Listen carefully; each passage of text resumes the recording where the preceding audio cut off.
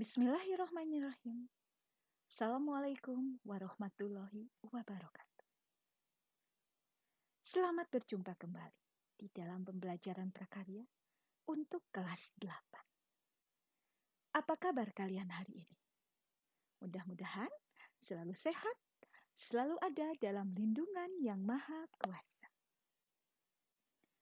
Anak-anakku sekalian, pada pertemuan kali ini, kita akan sama-sama belajar untuk aspek pengolahan, yaitu pengolahan bahan pangan serealia, umbi, dan kacang-kacangan menjadi makanan atau minuman.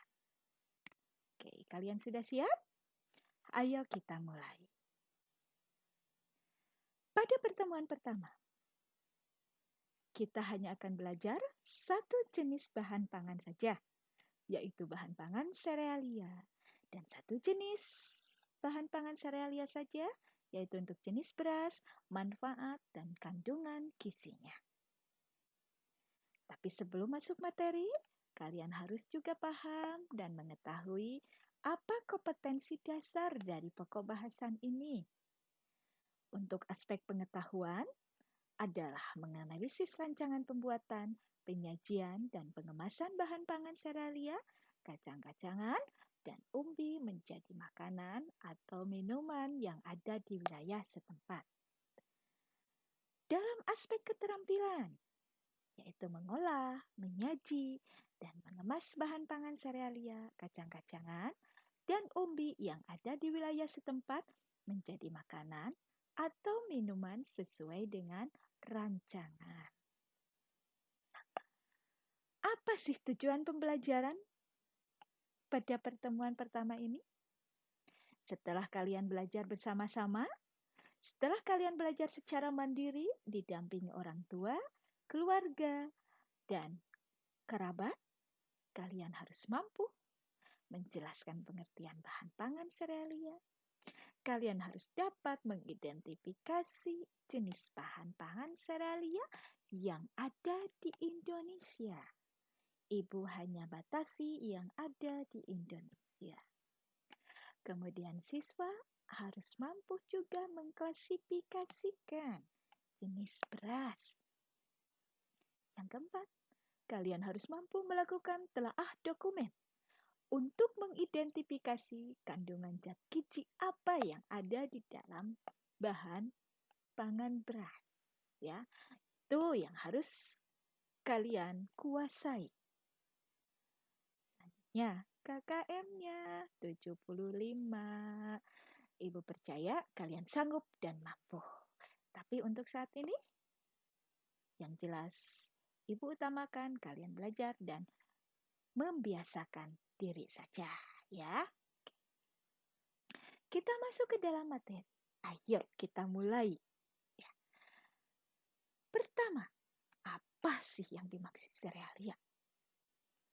Serealia itu adalah jenis tumbuhan golongan tanam padian, rumput-rumputan yang dibudidayakan atau yang ditanam untuk menghasilkan bulir-bulir yang berisi biji-bijian sebagai sumber karbohidrat atau pati.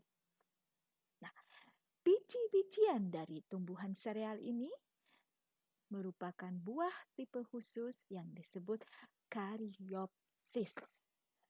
Nah, semua jenis pangan serealia termasuk ke dalam tanaman semusim. Maksudnya, tanaman semusim ini adalah ketika bahan pangan serealia sudah diambil atau dipanen, maka tidak akan bisa tumbuh kembali. Harus ditanam ulang. Jadi, hanya satu kali tanam, satu kali panen. Nah, tumbuhnya di mana? Di daerah yang beriklim sedang. Nama serealia ini diambil dari nama Dewi Pertanian bangsa Romawi, yaitu Ceres, ya. Oke. Nah, kandungan gizi apa saja sih yang ada di dalam serealia? Secara garis besar, secara umum, serealia itu kaya akan karbohidrat.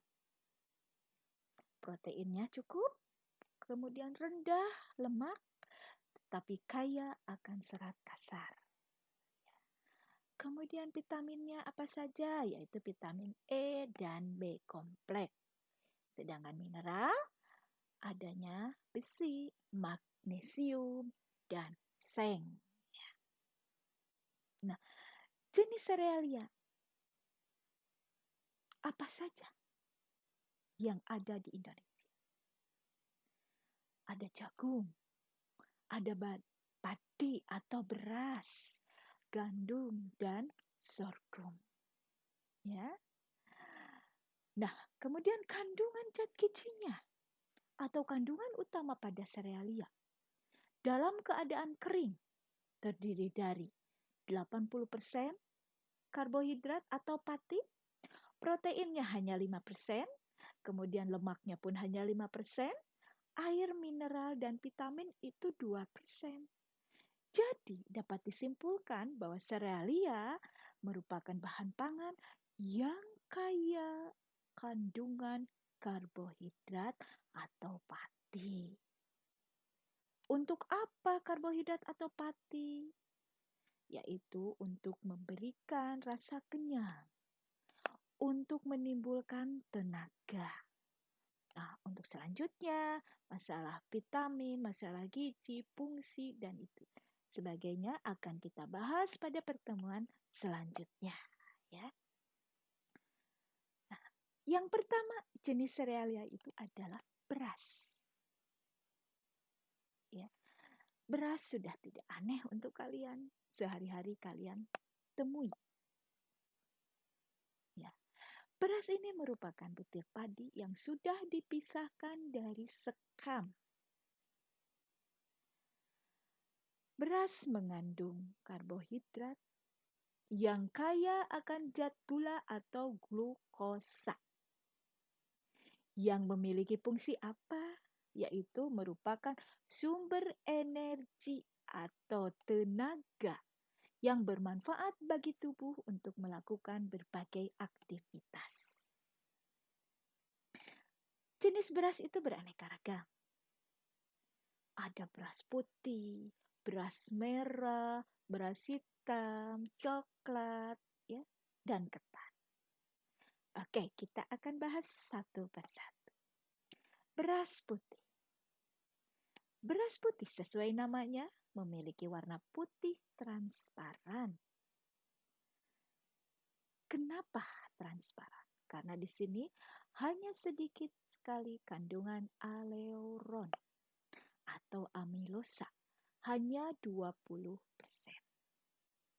Nah, beras putih ini sangat banyak ditemui di pasaran. Selanjutnya, beras putih pun beraneka ragam. Ada beras pandan wangi. Beras pandan wangi ini memiliki aroma yang wangi seperti pandan. Makanya diberikan namanya pandan wangi. Yang teksturnya itu pulen.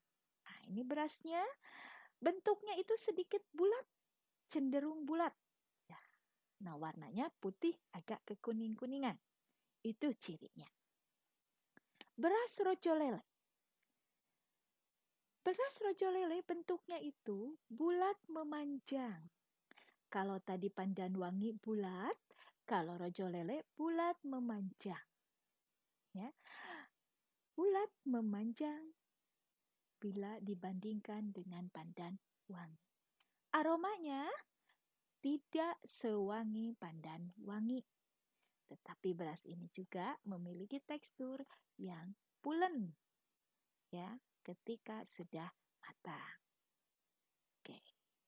Yang ketiga adalah beras Sentra Ramos atau disebut IR64.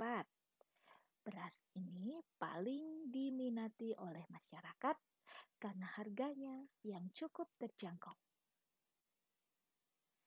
Nah, namun jika beras ini disimpan dalam waktu yang lama, lebih dari 3 bulan, maka beras ini jadi mudah basi ketika dimasak menjadi nasi. Jadi, kalau memiliki beras IR64 atau Cetera Ramos, maka kita jangan membuat stok yang banyak karena tidak bisa atau tidak baik kalau disimpan yang lama. Nah, beras ini pun tidak mengeluarkan aroma wangi, hanya biasa saja ya. Bentuknya sedikit panjang atau lonjong. Beras keempat adalah IR42. Beras ini memiliki ukuran yang kecil, bulat. Nah, beras ini lebih baik atau lebih bagus dan sering digunakan untuk membuat kupat, nasi goreng, nasi lontong, nasi uduk, ya. Karena beras ini memiliki tekstur yang keras dan kering. Tetapi beras ini memiliki harga yang cukup mahal. Karena beras ini jarang ditanam oleh para petani. Oke.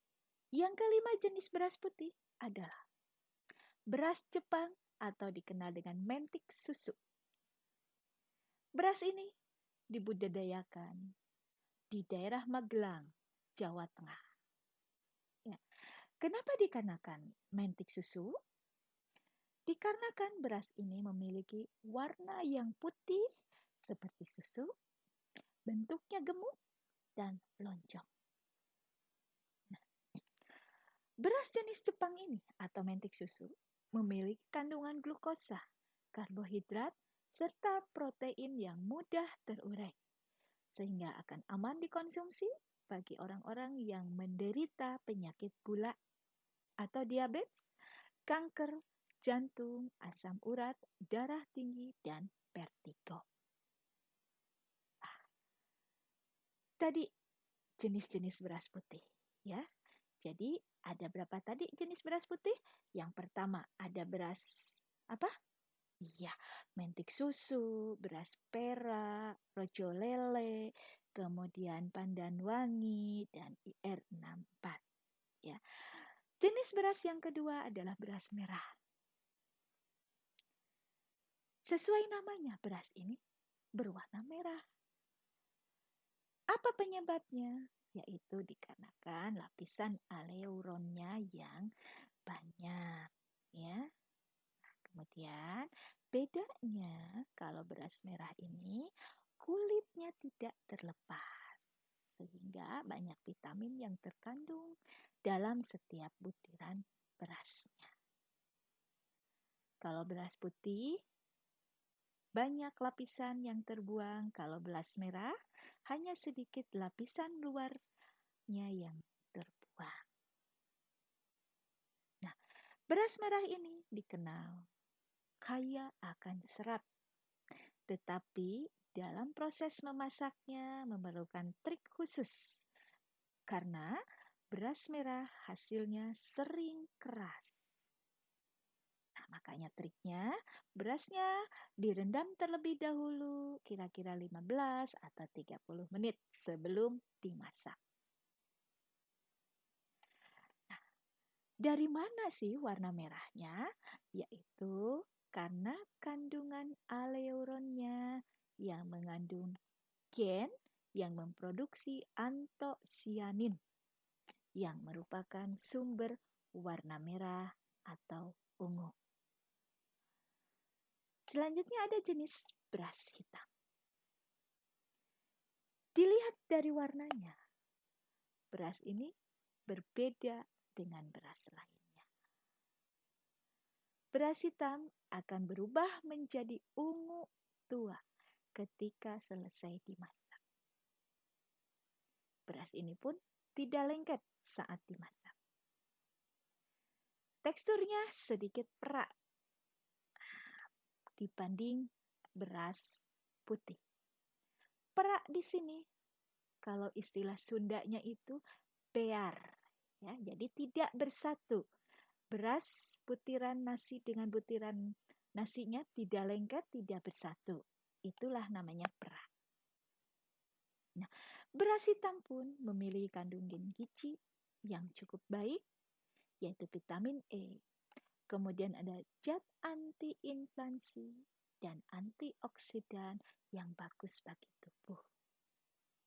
Nah, apabila dikonsumsi secara rutin, beras ini dapat mencegah anemia, meningkatkan sistem imun tubuh, melindungi radikal bebas, anti-aging, dan menurunkan kolesterol maupun diabetes. Jadi beras ini sangat baik. Namun di pasaran, beras ini memiliki harga yang cukup tinggi. Ada lagi, yaitu beras coklat. Beras coklat merupakan beras yang diproses dengan menghilangkan kulit padinya dan tidak melalui proses yang panjang seperti beras putih. Nah, karena warnanya sesuai dengan namanya coklat, ketika dimasak beras ini pun akan berwarna sedikit coklat. Beras coklat pun mengandung vitamin yang cukup tinggi untuk tubuh. Beras coklat memiliki serat yang lebih banyak dibandingkan beras putih.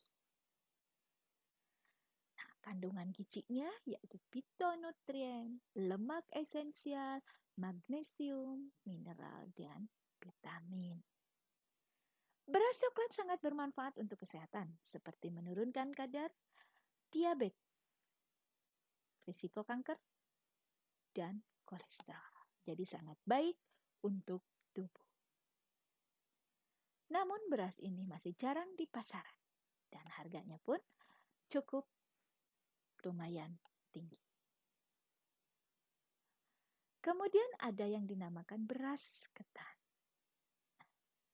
Beras ketan ini memiliki kandungan amilopektin yang tinggi serta antosianin sehingga warnanya menjadi hitam keunguan. Beras ketan ini rasanya cenderung manis dan gurih. Kemudian bisa dibuat menjadi makanan-makanan seperti tape, sarikaya, atau lopis, serta makanan-makanan lainnya. Silahkan mulai sekarang kalian memikirkan kreasi apa yang akan kalian buat dari jenis beras ini. Cirinya, butiran-butirannya itu lonjong, kecil dibandingkan beras putih. Yang kedua adalah beras ketan putih. Yang tadi ketan hitam, sekarang ketan putih. Warnanya putih susu, tetapi tidak transparan. Bedanya dengan beras putih. Kalau beras putih tadi transparan, kalau ketan hitam itu tidak transparan. Kalau dimasak, itu lengket, bersatu butiran dan butirannya. Ya. Kemudian dalam beras ketan ini terkandung zat yang sulit dicerna sehingga kandungan kalorinya tidak sebaik beras biasa. Nah, dikarenakan beras putih ini sulit dicerna, maka hati-hati kalian apabila memiliki sedikit gangguan di lambung, makanya sebaiknya hindarilah makan beras ketan. Nah, ketan ini dapat diolah seperti makanannya kerak telur, jadah manten, lemper, wajik, dan masih banyak lagi. Ya. Alhamdulillah itu penjelasan tentang beras. Oke. Apabila ada hal-hal yang kalian kurang pahami, hal-hal yang kalian kurang mengerti, kalian bisa tuliskan di kertas atau tuliskan di WA, kirimkan japri ke ibu langsung. Nanti kita akan bahas bersama. Ya, baik. Terima kasih anak-anakku. Sampai ketemu di pertemuan selanjutnya. Terima kasih. Assalamualaikum warahmatullahi wabarakatuh.